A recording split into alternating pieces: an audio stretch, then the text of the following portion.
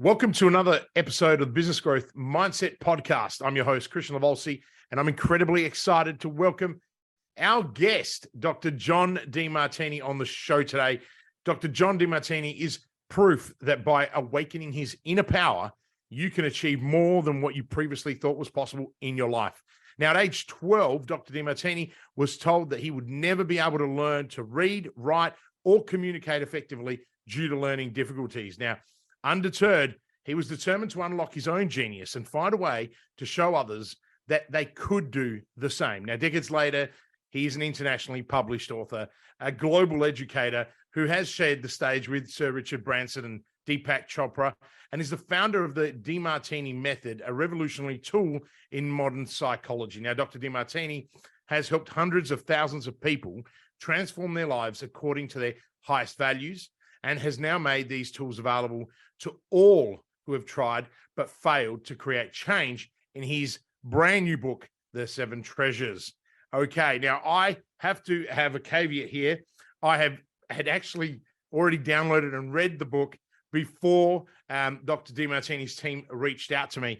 So I just want to make that really clear. And I fully endorse the book. I love it. And I've read other works of Dr. Demartini, and I'm a bit like a kid in a candy store, guys. And we had a little chat off air. And so right now, I just want to welcome Dr. John Demartini. Welcome to the Business Growth Mindset Podcast. And thank you. Thank you. Thank you for having me on your show.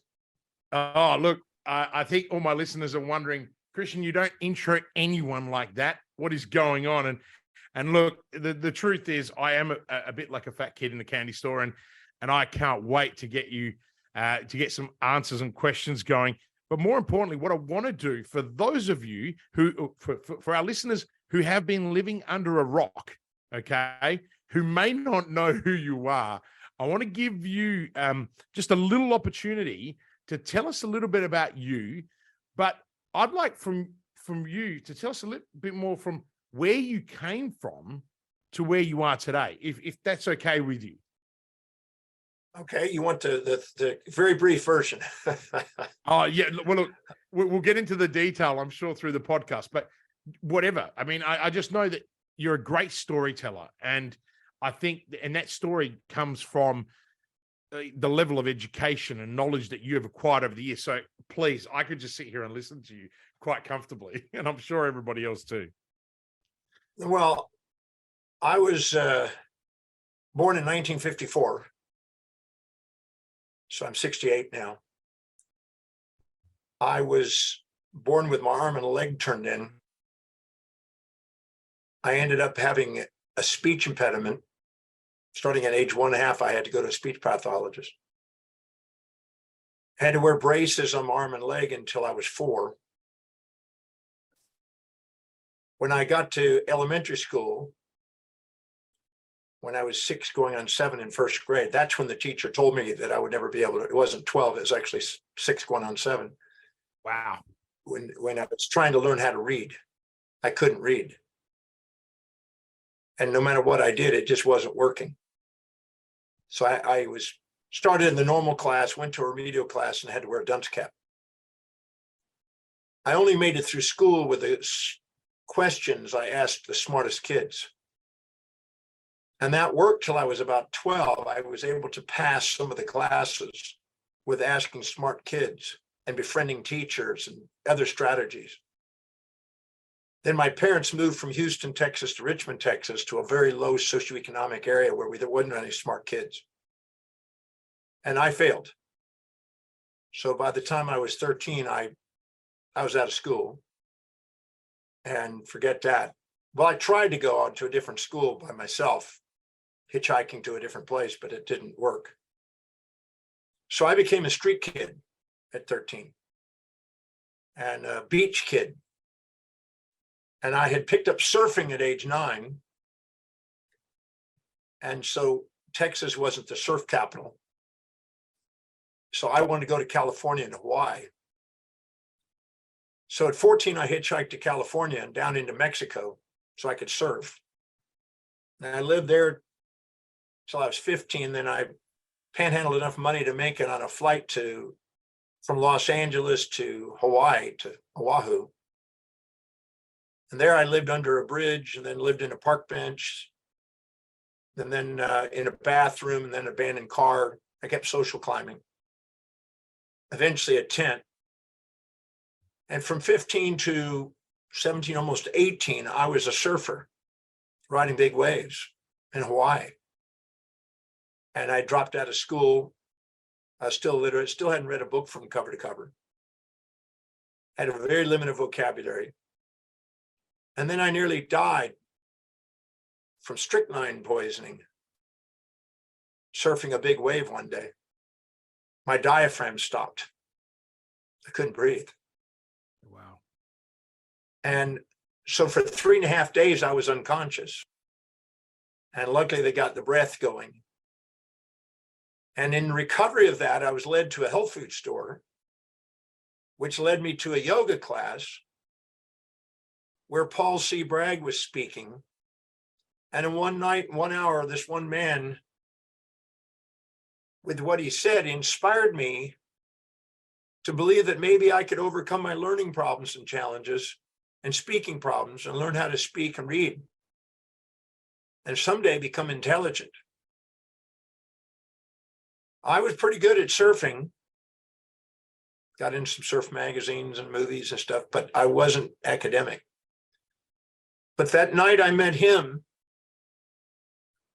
I had a dream, and I saw in a vision that I would stand in front of a group of people and be able to speak, and speak clearly, intelligently. And that was the beginning of a change in my life that has now gone on for 50 years, because that was 50 years plus ago. And so that led me back to take a GED, a high school equivalency test, eventually figuring out how to pass that. Eventually learning how to read a dictionary in order to grow my vocabulary, memorizing 30 words a day with the help of my mom. Eventually going back to school. And after doing 30 words a day, if you do that for a couple of years, that's 20,000 words. So my vocabulary grew pretty good. Brilliant. I learned how to read, and I never stopped reading from that day on. I mean, you've read. Now I've read over 30,700 books. How many? Yeah, 30,700 books now. That's mind blowing and amazing. So I've been a reader, and I started teaching at age 18. Anybody that would listen to me, I would be inspired to share. And now I've gotten to speak 186 countries and to millions, in fact, billions of people now. But if you stay with something long enough, you build momentum, and you get better and greater at it. So I hope to get greater at it as I still go. I'm still working on it. I still got a few more countries to go. I made a commitment at 17 to go to every country on the earth. So I'm working on it. So. Wow. So how many have you done now so far? Well, I've spoken on 186, and there's still a few more this year. Right. Right now I'm in the Red Sea. I'm sailing in the Red Sea, as I mentioned. It's just to the right of us is Eritrea, and then right below us is Ethiopia and Somalia, and Yemen's off to the left, and Saudi Arabia is off to the left. So we're sailing down there, and I'm speaking as I'm going. That's where I'm speaking from right now. So it's funny because I didn't know you were on a ship when we jumped on, and we had a couple of challenges getting on, and I said as a joke, I was like, well, you can be stuck on some ship somewhere, and you're like, yeah, I actually am. I'm on a ship in the Red Sea. So but I think that's testimony of the person you've become and who you are. I mean, one of the things that I've always loved about your work, it's very deep. And I think that the synergy that I have with your works is that I'm very values driven, and my clients, my audience, the people that I'm surrounded by know that. And, I'm obviously, my strat line is live with purpose. And I think that's really important. I have a question around that because I have read your works and I'd love to hear it from you. what is the key? And this is where I've broken already my rules of the questions that I ask. But Dr. Demartini, what are the key to living your best life? Every human being, regardless of age, gender, or culture, has a unique, evolving set of priorities or values that you live your life by. Things that are most to least important in your life. This set of values or priorities is fingerprint specific to you. It determines how you perceive, how you decide, and how you act. Whatever's highest on the value list, the thing that's most important, you are spontaneously inspired from within to fulfill it. You don't need extrinsic motivation to get you to do anything about it. Mine is teaching. I do it 7 days a week for 50 years, and you won't find anybody that's had to motivate me to do that. If you need motivation to do what you say is important, what you say is important is not important to you. It requires no motivation. Motivation is a symptom, never a solution for human beings. So finding out that one thing, as Gary Keller calls it, that one thing at the top that is truly most meaningful, inspiring, and fulfilling, the thing that you spontaneously do that nobody has to remind you to do, and structure your life and prioritize your life in a way where you're getting to do that in a way that is meaningful and sustainably fair exchanged with other people as a service, and delegating the rest away to people who would love to do the things you'd love to delegate is the key to a most inspired life. You're not going to live an inspired life doing low priority things. Anytime you do low priority things, you devalue yourself. But anytime you do the highest priority thing, you value yourself, and so does the world. So I teach, I research and write, and I travel. That's it. I haven't cooked since I was 24. I have cooks. I haven't driven since 32 years ago. I have driver, almost 33 now. I don't fly, I have pilot. I have specialists to do everything other than what I do, what I love, which is teach, research, and write, travel the world. So I learned to delegate everything. Now, I jokingly say that because I tell my girlfriend, look, if I was to delegate lovemaking to George Clooney, would you still love me? And she says, I would love you even more. Oh, you're a cheeky I'm joking. man. I'm not going to do that one. I'm joking about that one. She's too high. I know. But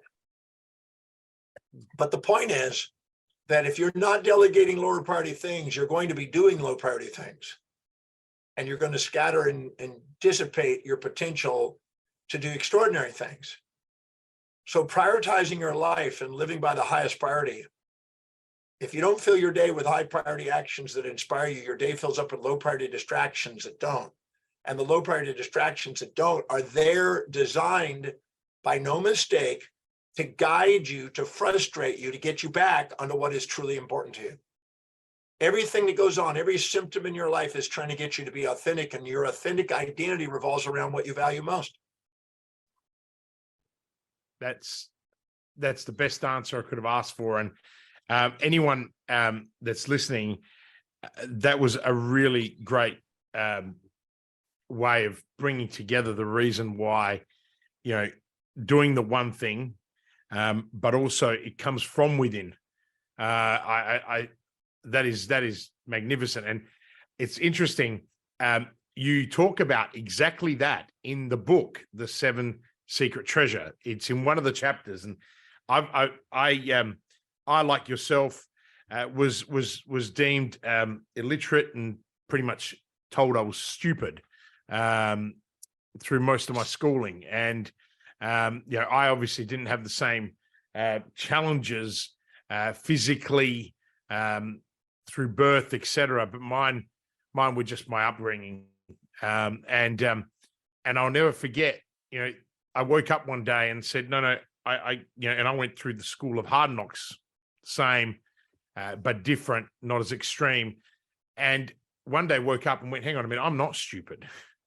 And it was a mindset switch. Mine wasn't a near-death experience. Mine was more that I kind of had lived this incredible life and had achieved so much down a path that was completely different to everybody else.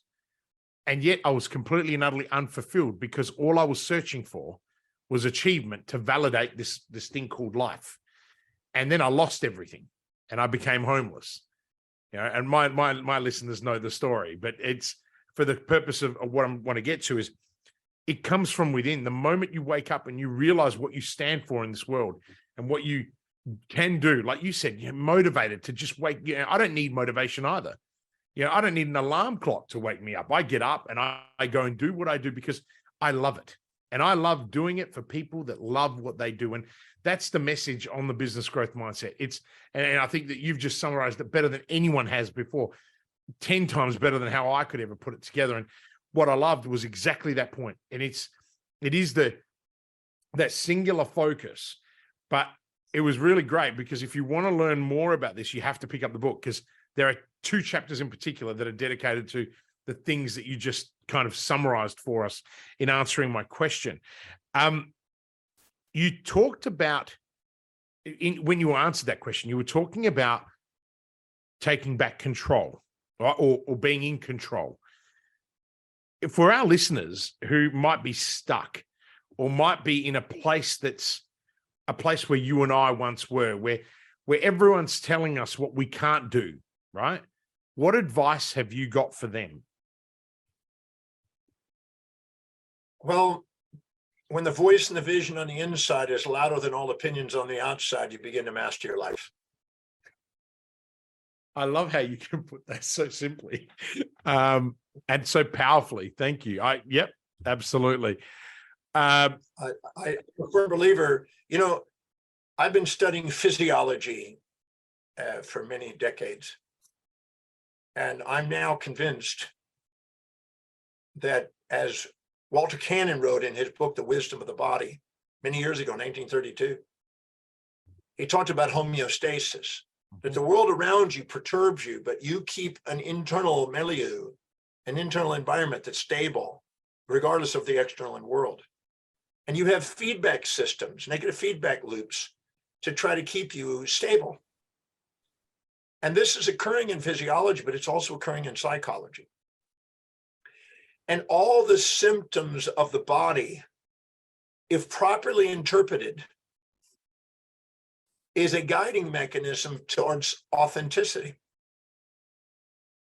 And notice, let's say that we meet with somebody and we put them on a pedestal and we infatuate with them. And we minimize ourselves in turn, comparison. And we put them on a pedestal. They represent prey in our brain, a parasympathetic activity in autonomics. And we have a seeking impulse. And we want to consume that individual and to minimize ourselves. And we'll sacrifice ourselves to get that.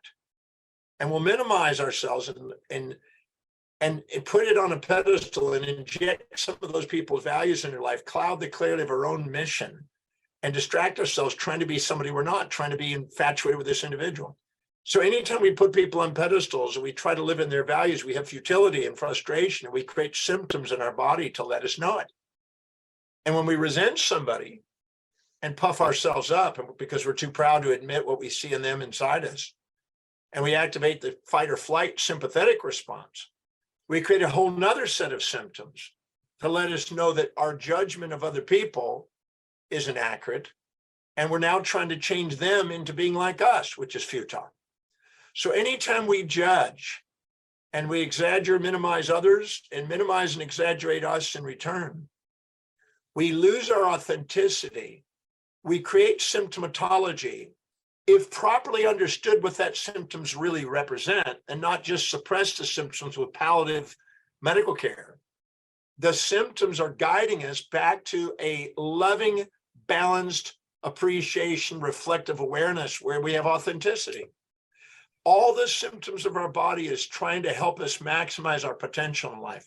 All of our intuition and whispering inside of our negative feedback systems, whispering, because if we're infatuated, our whispering is saying too good to be true, watch out.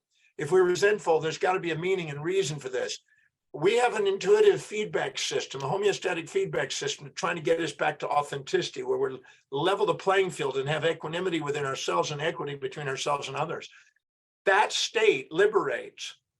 That state dissolves and heals the symptoms. And it confirms when we're authentic to help us maximize our potential objectively in the world. So every symptom in our physiology, psychology, sociology, our business, if properly interpreted, is constantly trying to get us back to our authentic self, where we're most objective, living by our highest priorities. And I'm certain about that. I mean, I could go for days on the how and why that and where that, how that works. So we're literally being guided, but what happens is we're taught so many moral hypocrisies about how life is supposed to be. Instead of honoring the way it actually is, we're missing out on the feedback that life offers us. We get rid of, our pains by taking something that gives us pleasure and avoid what the pains are trying to teach us. And I'm a firm believer that if we listen wisely to what our physiology, psychology, and sociology are guiding us to do, we will do extraordinary things, and we'll see life on the way, not in the way. And we'll be grateful for life instead of ungrateful. And we'll be doing what we love instead of not. So I'm a firm believer that everything that's going on in life is trying to help us maximize our potential on planet Earth. I'm almost lost for words, and that's actually very hard to do. And I think that's because listening to you say that, it just made me realize something that we talked about with another guest a while ago, but you said it really well. The key is to live in our authentic self as often as possible, and not allowing those negative feedback loops, or people for that matter, to kind of divert us away from that authentic self. And I think the other thing that really, and maybe you can elaborate on it, we've got to live in our values and not compare ourselves to others. I mean, we hear that a lot, right? At least in my world, I hear that a lot, and I'm assuming you're a practitioner and teacher in the space. How do we get people, Dr. Demartini, how do we get people to actually understand the importance of that statement, that we need to live by our authentic values and not actually try and compare ourselves to others? Well, we're not here to put people on pedestals or pits. We're here to put them in a heart, because they're a reflection of a part of us that we're disowning. If we're too proud or too humble to admit what we see in others inside us, we're disowning parts and disempowering ourselves with those voids of emptiness from the judgment. But let's take a look and let's think about a moment in our life. I mean, we're two men, but there could be women out there with the same thing. But think of a time when you have been infatuated with somebody. I'm sure you've had at least one of those. Somebody you really infatuated, and you really put them on a pedestal, and you're thinking, wow, there's way more advantage and disadvantage with this one. This one's unique, and that's kind of thing. And then look about how many of the things you did in order to fit into their lives, how many things you stopped doing that you normally do, and how many things you did to try to please them for fear of loss of them initially in the first few weeks of being together. And that's an example of what can happen if you put people on pedestals and compare yourself to them and are too humble to admit what you see in them is inside you. You'll sacrifice what's important to you to try to please them. And then what's happening is you'll build up units of resentment doing that, until eventually the resentment's equaling the infatuations to say, I want my life back and I want to do the things that I really want to do again. But I've seen people during the infatuation phase sacrifice things that they normally do that are important to them to fit into a relationship. And people think, oh, when I'm infatuated with them, that's puppy love. That's not love. That's an infatuation. It's a dopamine rush.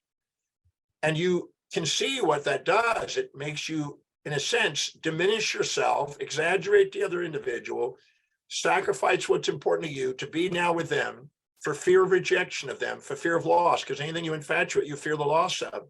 And you just diluted your potential, try to be somebody you're not. And then when they don't, match up to the fantasy you had, now you're angry at them. The whole thing is an illusion you started with. But the same thing can occur in reverse. Because when you resent somebody and put them down in the pit, you want to fix them. You want to change them. You want to get self-righteously proud and tell them what to do and how to be. And you should do this and you ought to do that. And now you're trying to get them to live in your values. And anybody in a marriage knows if you try to get your spouse to be like you'll get castrated. It's just a matter of time. Absolutely. So, people want to be loved for who they are, not who you want to make them. And you want to be loved for who you are, not who you think you need to be with somebody. So anytime you infatuate or resent, you disempower yourself, you spend energies on futilities, and it creates symptoms in your life to try to get you back to judging less and loving more. And when you finally realize that the seer, the seeing, and the seen is the same, whatever you see in them, you got. See, I went to the Oxford Dictionary 38 years ago, and that big dictionary, thin paper. And I went through page by page by page, line by line, neurotically, and looked for every human behavioral trait that I could find. I found 4,628 individual traits in this book. Wow. And then I looked at, okay, who do I know that displays that behavior the most? And I wrote their initial out to the side from where that behavior was. Kind, cruel, mean, whatever it was, honest, dishonest, whatever. I wrote out, who is it that I think of that really represents that? And then once I did that, then I looked at where in my life, I said, all right, John, go to a moment where and when you perceive yourself displaying or demonstrating that same behavior, and keep doing that until you see it as much as you see in the most extreme person you know. And I went through and owned all 4,628 traits. That took months. And I realized that way, instead of having to avoid people or seek people because of my infatuation, resentments, or whatever, I can just be present and realize that I have all that. Nothing's missing in me. The true you has nothing missing in you.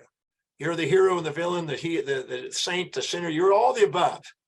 And when you finally love all parts of yourself and don't try to get rid of half of yourself and don't try to be something of one-sidedness and put on a facade for society, now you can be the authentic self.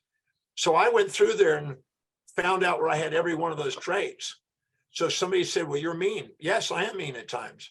Well, you're inconsiderate. Yes, I'm inconsiderate at times. And you're a liar sometimes. Yeah, I've lied at times. And then there's no button on it. And I don't have to hide. I was just able to be me, because I realized trying to get rid of half of yourself is going to be futile. I never got rid of any trait, and I never gained any trait. I just realized I had every trait. And that was an eye-opening experience 38 years ago.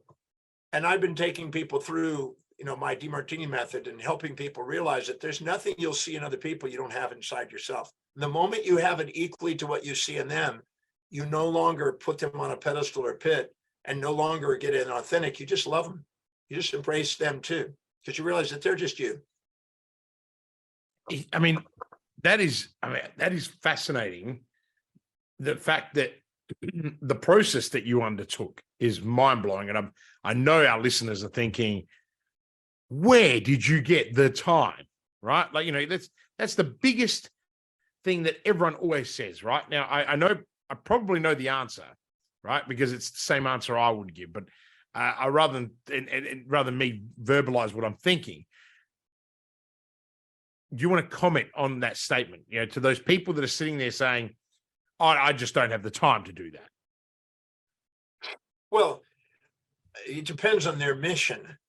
I'm on a mission to be a teacher in the human behavior field, so that would be pertinent to me. Mm-hmm. If I was going to be a hockey player, that may not be pertinent to me.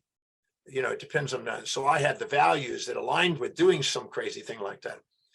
But I realized that whatever I was judging in other people, a lot of time I was talking to myself as I was judging them, and I was going, and I was aware of it. I would tell people, you ought to be doing this. I think I'm talking to myself here. and I thought, this is kind of crazy. So whatever I'm seeing in them, I have in me. And when I realize that when I'm too proud or too humble to admit what I see in others inside me, I'm automatically disowning myself and being inauthentic. So once I got that, I don't know, I was 28 years old or something. Once I got that, I realized, why wait and have to react to thousands of people over my life and learn it by trial and error? Why not have a preemptive strike and just go to the dictionary and figure out these behaviors and find out what they are? And then when somebody pushes your button, you already own the trait, so you don't have the button. A button is only a disowned trait. That's all it is. So when somebody makes you feel good or feel bad, it's only because it's reminding you of something you're too proud or too humble to admit you got. When you finally own it, okay. I had a lady come up to me and says, "You're a terrible father." And I said, "Why do you say that?" So, "Well, you hardly see your kids." And I said, "Why would you want a terrible father seeing his kids?" That's a great response. And she goes, "Oh, you have an answer for everything." I said, "Well, that's my job. I'm the teacher." And she said, "Well, another guy comes up to me and says, 'You're an idiot,' right?" And just, really, I said, "Well, thank you, because if I didn't have that, I would be full of crap. I need that part too." And I just learned that no matter what anybody says, it was true. Might as well use it and take it, don't take it personal. And boy, did that allow me to diffuse a lot of stuff that people were trying to use to try to distract. All of our distractions are things we infatuate or resent. All the impulses and instincts of the amygdala assigns a valency and causes us in our hippocampus to remember all of the judgments stored in our subconscious mind. All of those are meaningless, and they're just imbalances that we haven't owned. If we own them, they don't run our lives. So I'm a firm believer in taking the time to clear those out. That's why I developed the Demartini method, to clear that baggage out, so you can just own the traits and get on with your life. I always say, at the level of the soul, nothing's missing in you. At the level of the senses, things appear to be missing, and the things that appear to be missing are all the things you're too proud or too humble to admit you have, that you see in other people. And that judgment is what leads to the emptiness and voids that we have in life. And our love is what brings our fulfillment. So we're here to love, and we're here to take the path that is most effective and efficient at dissolving the voids and helping us have fulfillment in life. That's why our highest value is so crucial, to have fulfillment in life, because it's the most objective, and we're objective and we're neutral. We're not judging. I mean, that is just so powerful. If we do the most important thing each day and we stick to the highest priorities, we have the most fulfillment. And if all of a sudden we come home and there's chaos at home, we don't react. But if we don't do priorities and we're putting out fires all day, and we come home with a bunch of emotional stuff, we're going to react, because we're in our amygdala. We're not in our executive function, where we have self-governance in the executive function. I look, as I said, the way you're able to convey, like, as I'm listening to you, and I'm hoping our listeners are doing the same. We have a lot of very successful business people that listen to the podcast, and by success, I don't mean wealth. I mean, as human beings, giving philanthropists, and what I think everyone, or what I'm thinking, rather than speaking on other people's behalf, is I'm seeing glimpses of my behavior in my life as you speak, right? And I think, I always talk about self-reflection, self-awareness being one of the most powerful gifts that we have, or abilities that we have, and it's undervalued and rarely taught, right? I mean, business schools are now finally starting to put a lot of emphasis on, as a great leader, you want to be a level 5 leader. I think Jim Collins kind of, really started that trend with his research out of Stanford. And that was in the 90s. And it's taken so long for people to acknowledge, right? But as you speak, I'm being so aware, and I'm thinking to myself, wow, putting people on pedestals, is something that I once did in a relationship, and it almost destroyed me. And when you were talking, I thought to myself, wow, I've done all the reflection and all the, I've done all the bits and pieces I needed to do to truly understand that thing, because I wanted to understand it. Like, I love trying to understand why I've done the things that I've done. You know, I've done a lot of stupid shit in my life, right? And I've always wanted to understand, why did I do that? And, you know, I know that at the beginning of my life, I kept seeking validation from everyone. And that's why I went in search of victories, right? Of achievement. And when you lose everything and you wake up one day and you go and find your purpose in life, and, you know, I love teaching, right? I absolutely love it. It's something that inspires me, that drives me, but I still lack the discipline, and maybe it's imposter syndrome, but, you know, I lack the discipline, that real focus discipline, because I'm still deeply an entrepreneur, right? So I'm constantly looking for the next thing. And it's only been in the last few years since I had children. Well, not I, since my wife had children. And that focus has really become more singular, because you start to value your deep values. Say, hey, well, look, I really want to be a great father, but I'm not born to be a great parent. It's not so much in my makeup, because, you know, I've got to fulfill all these other things that I've got to do. But at the same time, I want to be there for my children. And so it's about finding this balancing act. But it's just, you know, as you speak, I've got 1,000 things going through my head, because they've just been thought prompters constantly. But if I may, how do you align, and this is a very selfish question, okay? How do you then align the psychology and our soul, right? So how do we bring together our mind and our heart center, right? I'm really big on intuition and setting intent, and you know, I do a lot of meditation. You know, something I couldn't do, Dr. Demartini, like, you know, 2 minutes of meditation for me was like a lifetime of work. Now it's an hour, right? And it's quite easy for me to get into a state. But how for our listeners, how do we kind of align our the way we think to our heart? Okay. A perfectly equilibrated mind opens the heart. Okay. Anytime the mind is polarized with an infatuation or resentment, the heart closes. Yeah. And many people confuse infatuation with an open heart. And this is what's misled so many people. They get a dopamine rush and they think that's an open heart. You have what is called different types of brain waves. And the beta brain waves, which are about 13 cycles per second up, and the delta waves, which are around 3 cycles or lower, have a midpoint when they're completely balanced with an alpha theta cycle, which is around 8.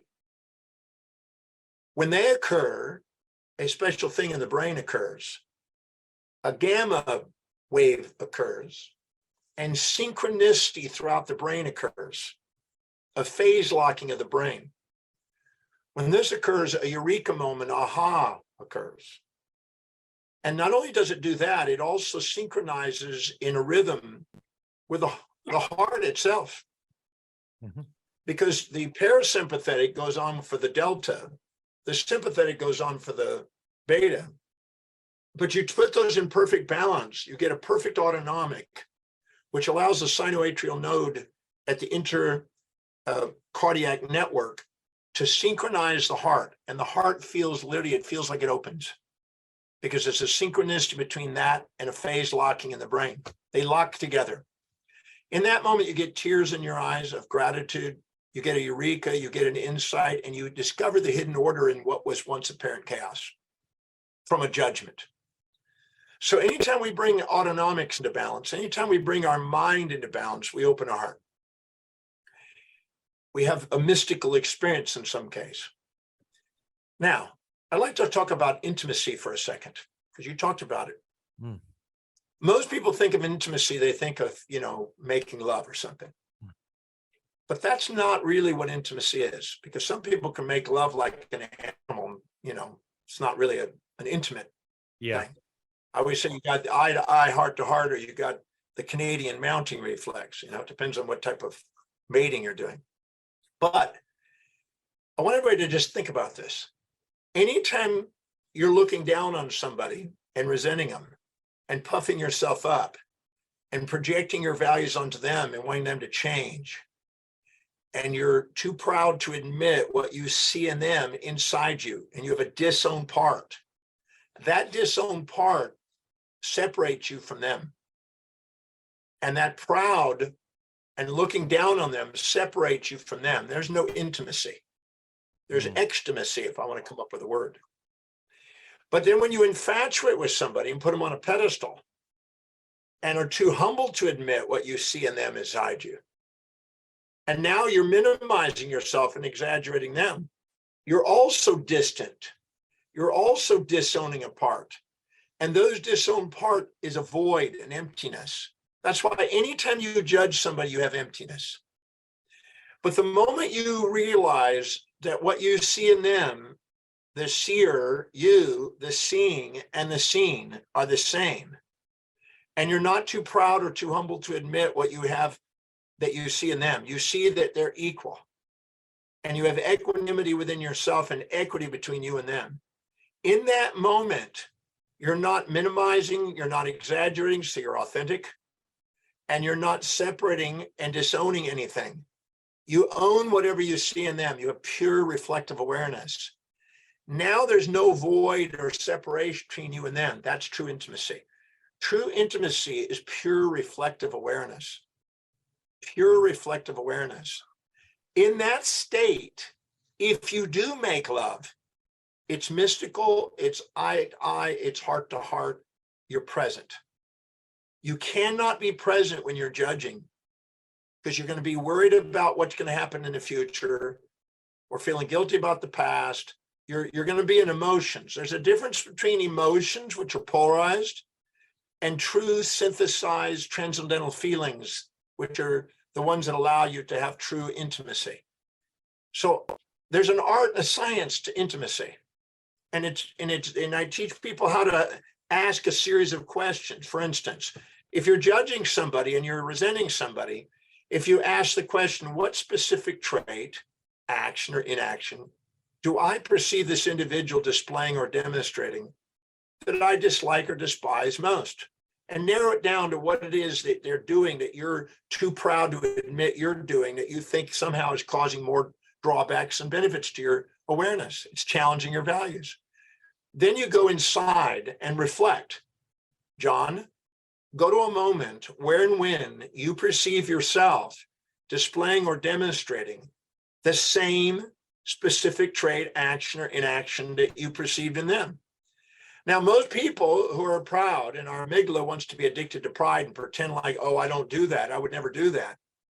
Those people don't grow. But when they actually go in there and hold yourself accountable, and I've done this on over 100,000 people in just the breakthrough, when they go and identify, you will not perceive in other people any behavior that you don't have.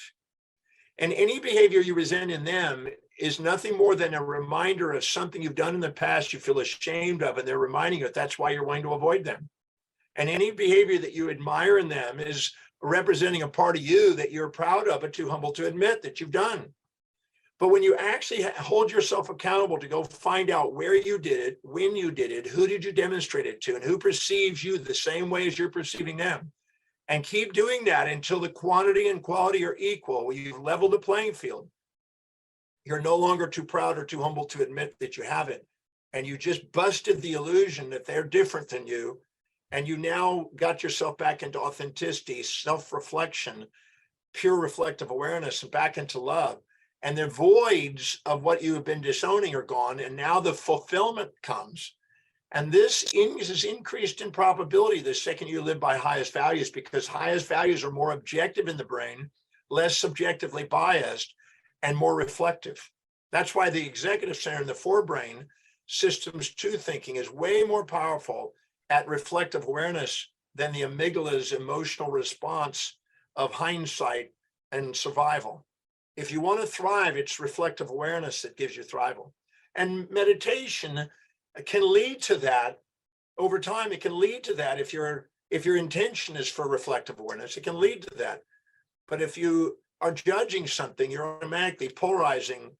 I always say the animal mind will automatically polarize the unpolarizables, divide the indivisibles, label the unlabellables, name the inevitables, and separate the inseparables inside the human psyche, which then divide the full consciousness into conscious and unconscious halves, which rob us of our fulfillment.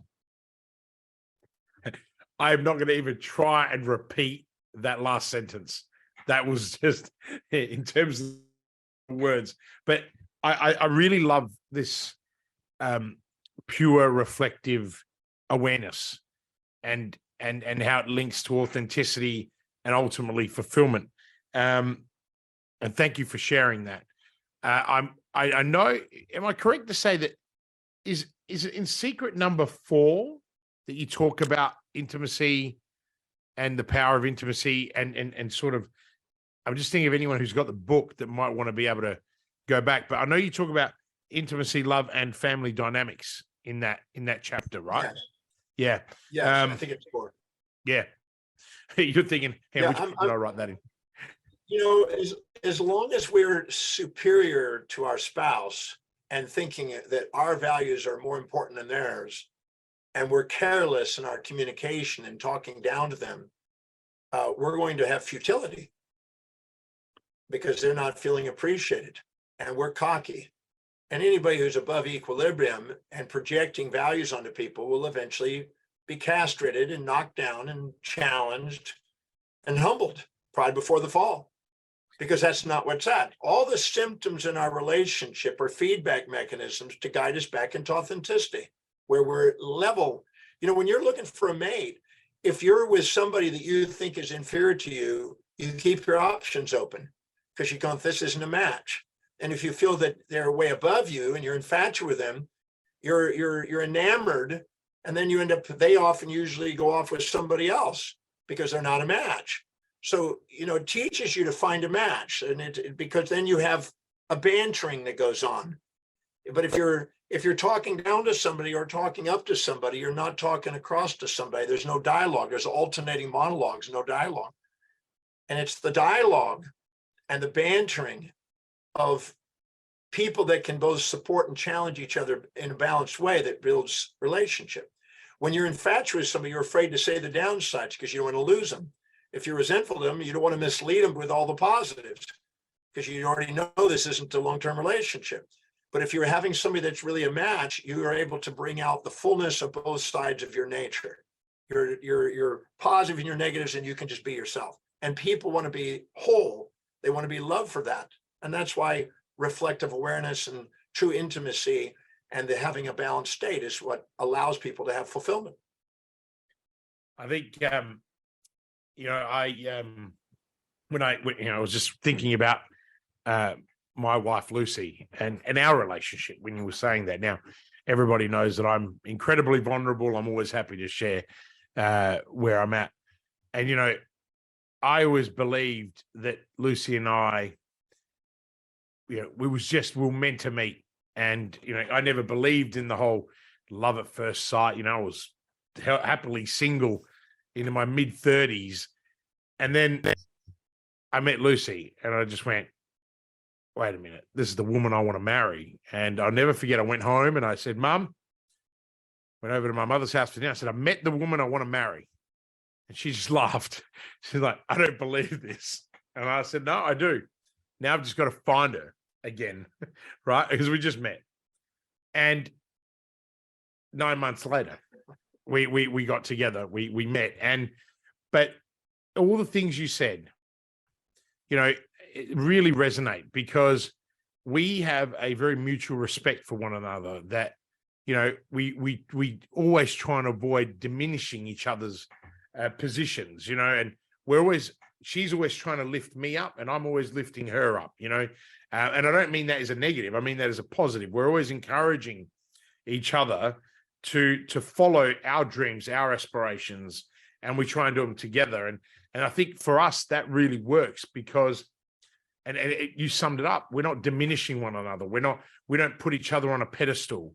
We treat each other as equals. I mean, I have the privilege and honor that 85% of my clients are women, successful women who have families and successful marriages and I always say to myself, and my team say to me, Kristian, how is it you attract all these women in your life and they're all stable, successful, compassionate, and kind? I said, well, like attracts like, right? That's always been my theory, is like, I put myself out there as my authentic self as much as I can. I make a lot of mistakes being my authentic self.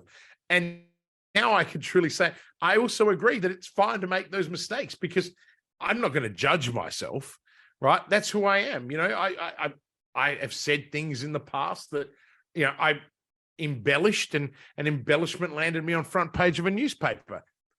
Fine. I did it. I have to own it. I have to move on, right? And the reality of it is you learn from those experiences and you realize, hang on a minute, why did I do that? Why did I say that? And at that moment in time, I realized that I was feeling very insecure about myself. I felt, my grandmother, who was my closest person and mentor, just passed away the day before, and I was giving a keynote in front of some 500-600 people. And I made this comment, and it was just on the fly. And, but now listening to this, and I realized that, again, I dealt with it, but I wasn't aware that I was dealing with it in a method that you have validated and put science behind and theory. And it's probably through the books that I read that you've written that I actually did that subconsciously. Does that make sense? And clearly not at the level that you would do it. But I think it's so powerful, just listening to you, being able to say that, because, and I hope that everyone listening today is, and if you've read Dr. Demartini's work, that this is really hitting some notes, because, this idea of, self-reflection today, I think for many listeners and for me, and particularly the pure reflective awareness, it just takes what we do to another level, right? I'm conscious that we're going to run out of time, and I don't want to run out of time without asking you some other questions. So I hope that you can indulge me.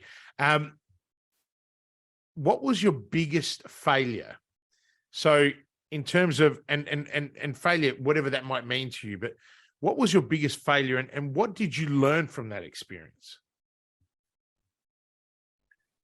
Well, I filter life. I don't use the term success or failure. The idea of success is a depurposing language, and failure is a repurposing language. I see them as two homeostatic feedback responses. That's all. But I did have a test that I took when I was 18 years old that I got a 27 on, that I needed to have a 72 to pass. And I got a 27. And when I got that test, that was the first test I ever tried to take in college. And when I got a 27, and I kept looking for where's my name, and I couldn't find it. It was down at the bottom all by myself. I was a bit distraught, and I was embarrassed because I didn't want that to be seen. Who's this guy that's down there that's not even the rest of the charts up here? And I remember going to my car and crying and driving home crying. And I curled up in a fetal position underneath this Bible stand in my sunken living room at my mom's house, my parents' house. And really having a low moment, thinking, maybe I don't have what it takes after all. Maybe I won't be able to read, write, or communicate, go very far in life, like my teacher told me. And it was really having a sulking moment, assuming, well, maybe I'm just going to go back and surf because I know I can do that. And my mom came home from shopping, and she saw me on the floor crying. And she hadn't really seen me cry for a long time because, I left home when I was 13. And all of a sudden she sees me there crying. She said, "Son, what happened? What's wrong?" I said, "Mom, I failed my test. I got a 27. I needed a 72 just to pass. That's a big jump." I said, "I guess I don't have what it takes. I guess I won't be able to read, write, or communicate or never amount to anything, go very far in life. And she just paused for a second as I was running my little ranting story for a second and feeling down. And then she said something that only a mother could say. She said, son, whether you become a great teacher and travel the world like you dream, whether you return to Hawaii and ride giant waves like you've done, or return to the streets and panhandle as a bum, which you've also done, I just want to let you know that your father and I are going to love you no matter what you decide to do. Now, when she said that,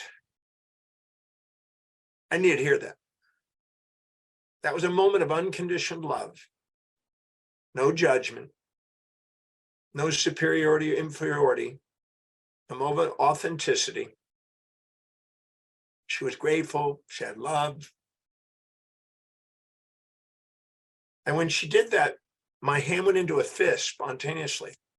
And I looked up in my mind and I saw the vision I saw the night I met Paul Bragg, of me standing in front of 1 million people, speaking. And I said to myself, I'm going to master this thing called reading and studying and learning. I'm going to master this thing called speaking and teaching. And I'm going to do whatever it takes. I'm going to travel whatever distance. I'm going to pay whatever price,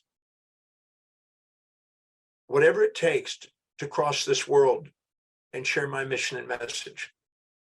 And I'm not going to let any human being on the face of the earth stop me, not even myself.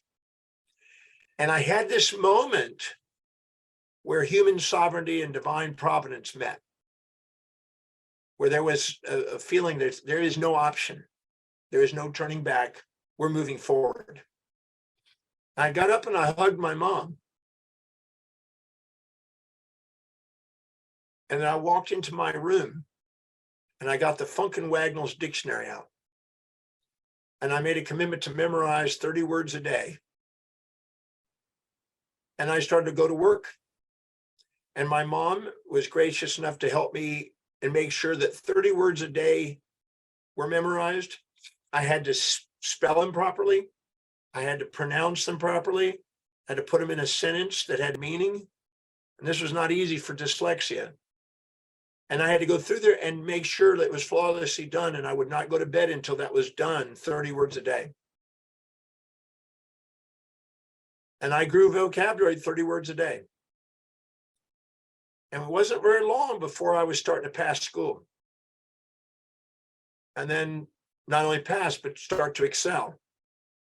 And then not only excel, but for some reason start to attract students that wanted me to teach them. They saw that there was a commitment and a determination to learn that was different than a lot of the students. A lot of kids in school and college were going there because the parents said you need to go, and they weren't really sure where they wanted to go, and just passing school, this kind of thing, partying. I didn't care about that. I wanted to learn.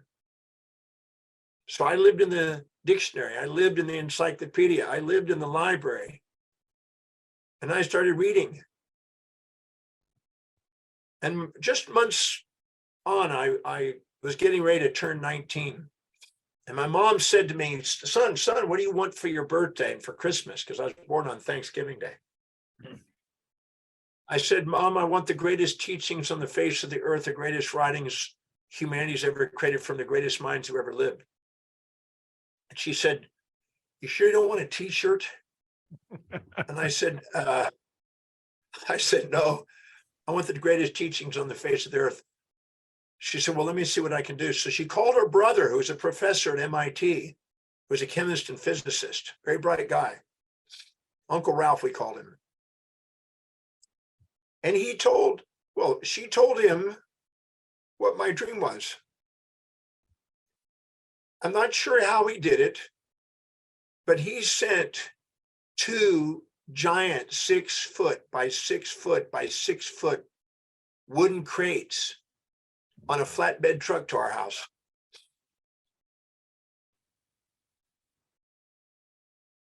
I went out with a crowbar when they put them on the ground and unloaded them onto the ground and opened up these crates and carried thousands of books into my room and filled my room and stacked these books and started to go to work. They were in every imaginable field: science, religion, philosophy, mechanics, optics, astronomy, chemistry. Wow. And I started to devour every one of those books. I just wanted to understand the laws of the universe and how it related to human behavior and how to maximize human awareness and human potential on the planet and in the world. So my so-called failure, which I don't believe there is such a thing, it's just feedback, was an important moment in my journey to catalyze a clarity of determination of what's really priority. Whenever you feel that you have a failure, it's because you're infatuated with success. And whenever you're infatuated with success and fearing failure, you're in your amygdala. A real executive mission, a real primary objective, embraces the pleasures and pains of both sides in the pursuit. So you don't get attached to the pleasure, you don't get attached to the pain. You don't label it success or failure because you understand that there's going to be both. You know, when you go to the Mars, like when Elon Musk goes to Mars, he knows he's going to have 1,000 setbacks. He knows he's going to have it, and he's anticipating that and mitigating the risk of fantasies. The executive center is designed to transform fantasies into true objectives. And fantasies and nightmares is the amygdala. And I classify success and failure in that category. So I'm not interested in those titles. I don't call myself a successful man. I call myself a man on a mission. And my mission embraces both of those supposed feedback mechanisms to guide me to something more meaningful. So I'm a man with meaning, a man with a mission. And the idea of success is as Keo from Coca-Cola Company says, the second you think you're success, you're on your way down. Yeah. You've limited your view. You've compared yourself to other people instead of focusing on your mission. So I'm a man on a mission. People like to label me success and failure, but I don't get distracted by those labels because they're unproductive. I see myself as just a man that keeps methodically ticking away at doing what I love doing. And you can certainly see it and hear it. And I know that we're just about out of time, and I know that you are sailing in across the deep sea, or the Red Sea, and I know that you've given up a lot, an hour of your time, and I'm very grateful. What I'd love to do before I let you go is we're going to do a fast five. So 5 questions, very spontaneous. So, Dr. Demartini, what makes you feel inspired? Making another discovery on the laws of the universe and sharing it in a way that brings tears to people's eyes. Amen. That's awesome. What is the best compliment that you've ever received? Thank you. And if you could be remembered for one thing, just one thing, what would that be? My method, the Demartini method, on transforming whatever you perceive in the way and perceiving it on the way, help you find the hidden order in the apparent chaos in your life. That method. Okay, now out of the 40 some books that you've written, which one is the best book recommendation you would give to someone that doesn't know your method right now? I still think that the Values Factor book is probably the most well-rounded contribution to somebody's life that I've written. I just came up with a new book. It's about to come out any day now. It's called The Resilient Mind, that I think will also be of value to people. Okay. It has the method in it. Right. Awesome. That'll be out.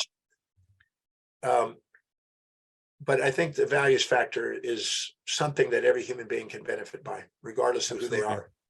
Absolutely. And finally, and probably not a question you're going to want to answer or like to answer, but if you could have a billboard with anything on it, what would it say and why? No matter what you've done or not done, you're worthy of love. I love it. I love it. Well, look, Dr. John Demartini, it has been an absolute pleasure, and I mean it from the bottom of my heart. It's been an absolute pleasure to have you on the show, and thank you. And I want to take this time to thank all of our listeners. We value you, and we know that there are hundreds of thousands of podcasts that you could be listening to, but you listen to ours. And I want to make sure that you visit the show notes, because Dr. Demartini has some free gifts for our podcast listeners. There's a workbook on empowerment. There's some free masterclasses. And there's also the Demartini determination value process that you'll be able to download as well. But I invite you to purchase his latest book that was launched in October, if I believe, The Seventh Secret Treasure. It is a transformational blueprint for a well-lived life. And I did in early November, and I can't recommend it enough. And we got to listen to some of the things that are in that book. And also I encourage you to look at the other recommendation, which is the Value Factors book, but also keep an eye out for The Resilient Mind, which I'm sure is going to be a tremendous book. A massive shout out to my team because they put up with me, and also to Dr. Demartini's team for connecting us and putting us together. And to all of you, until next time, live with purpose.